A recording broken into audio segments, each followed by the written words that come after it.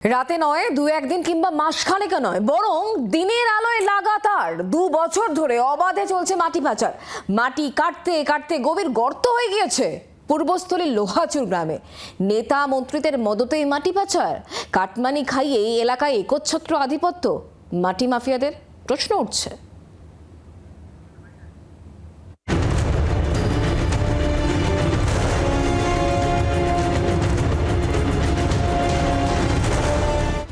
না, এটা কোনো গ্র্যান্ড ক্যানিয়ন নয়, এটা কালনার পূর্বস্থলী থানার লোহাচুর গ্রহরাজতলার মেলা প্রাঙ্গণ।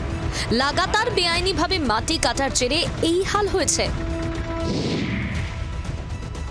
অ্যাডমিনিস্ট্রেশনের কিছু লোকের সাথে যোগাযোগ করে কিছু লোকাল মাফিয়া এটা তোলে। সে যেই হোক, এটাকে করা যাবে না। এত স্যান্ড মোড়াম কে টাকা খাচ্ছে? বেআইনিভাবে মাটি বা বালি তোলা বরদাস্ত করা হবে না, একাধিকবার কড়া নির্দেশ দিয়েছেন তৃণমূল সুপ্রিমো। কিন্তু সেই কথা যে এক শ্রেণীর মানুষের কানে ঢুকছে না, ফের তার প্রমাণ মিলল।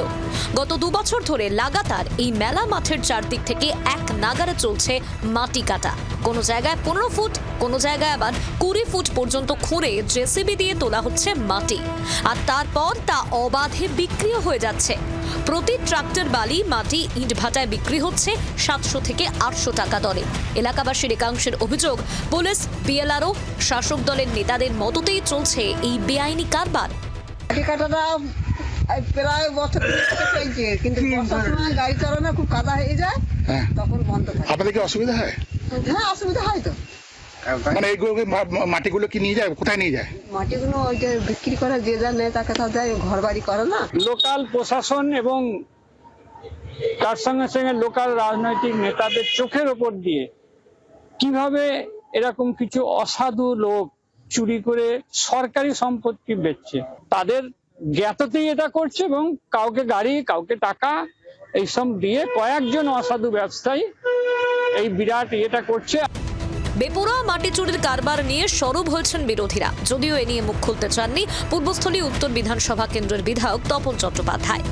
বিএলআরও এবং থানাকে এর পরিদর্শন করে যথাযথ আইনি পদক্ষেপ নিয়ে এই দুষ্কর্মের বিরুদ্ধে শাস্তি প্রদানের ব্যবস্থা করতে হবে।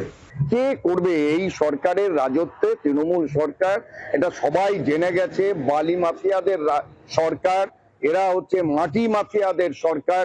এই সরকার পূর্বস্থলী গোটা এলাকায় আমরা লক্ষ্য করছি যে রাস্তাঘাট সব ধ্বংস হয়ে গেল এই বালি মাফিয়াদের দৌরাত্মে।